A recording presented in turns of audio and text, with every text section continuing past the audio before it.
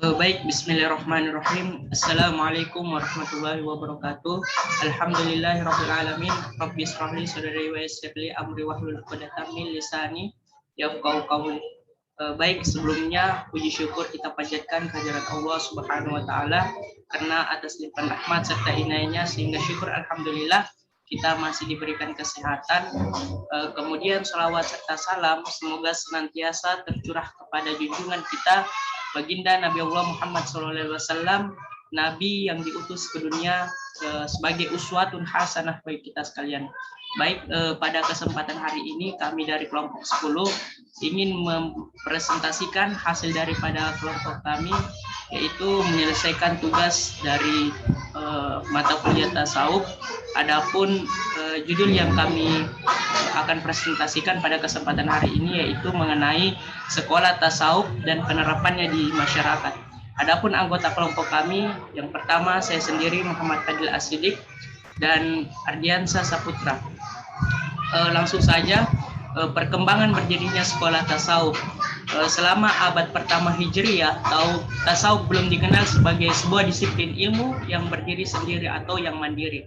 Kemudian abad ketiga Hijriyah dapat diklaim sebagai awal dari adanya kesadaran untuk merumuskan episteme tasawuf Islam sebagai bagian dari upaya identifikasi tasawuf Islam dengan perilaku keagamaan yang senada.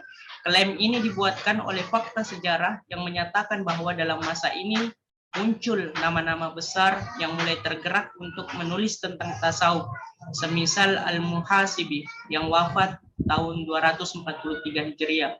Kemudian ada Al-Kharras yang wafat 277 Hijriah, Al-Hakim Al-Tirmizi yang wafat 285 Hijriah, dan Al-Junaid yang wafat 297 Hijriah. Kemudian di abad ketiga dan keempat Hijriah banyak sekolah ilmu tasawuf pada fase ini. Setiap sekolah memiliki ciri-ciri tertentu. Al-Hijwari menyebutkan bahwa firqah sufi yang ada pada fase ini mencapai 12 firqah. Firqah itu sama dengan ajaran. Setiap firqah menisbatkan diri pada seorang syekh sufi di abad ketiga dan keempat Hijriah. Juga disebutkan bahwa di daerah Khumsan atau Khurasan saja dia pernah bertemu dengan sekitar 300 orang syekh sufi. Setiap orang membawa ideologinya masing-masing. Hal ini merupakan bukti bahwa pada fase ini tasawuf sudah tersebar luas, sebagaimana juga tersebarnya kaum muka dan tempat-tempat menyepi lainnya di pelosok negara Islam. Kemudian di kedua abad ini bermunculan tokoh-tokoh sufi. Mereka tersebut tersebar seluruh pelosok negara Islam. Mereka mulai mengatur dan memanage diri mereka dalam kumpulan atau firqah tertentu yang memiliki tarekat tertentu.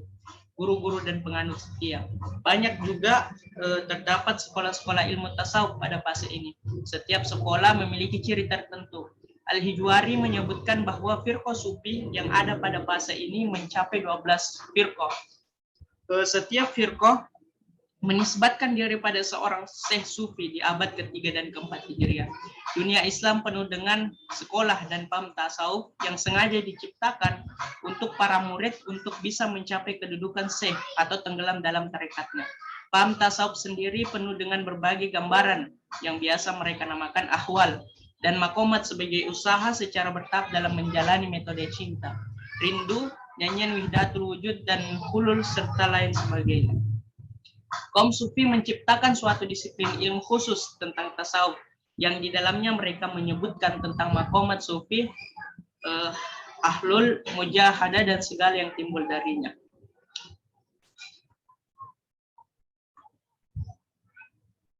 Assalamualaikum warahmatullahi wabarakatuh. Saya Adrian Saputra dari kelas Ilmu Politik 1 dari kelompok 10 yang berjudul Sekolah Tasawuf dan Penerapan di Masyarakat.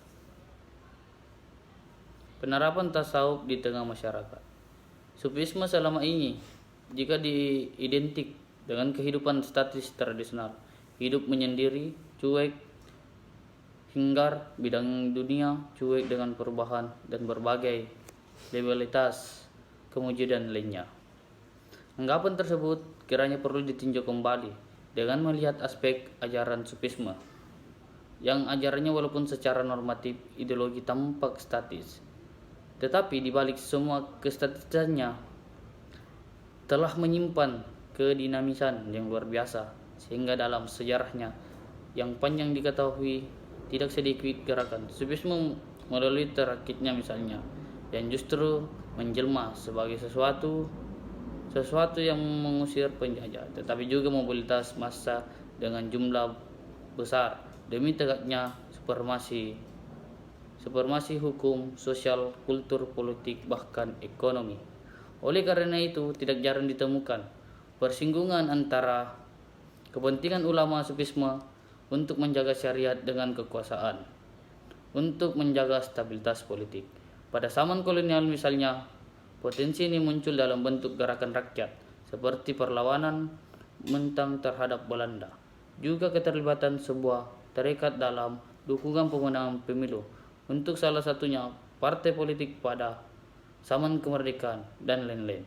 Pengakuan dan dukungan seorang syekh tarekat pada partai tertentu, sistem kekuasaan tertentu merupakan kekuatan yang cukup berharga yang bisa digunakan untuk kepentingan politik. Wabillahi taufiq wal hidayah. Wassalamualaikum warahmatullahi wabarakatuh.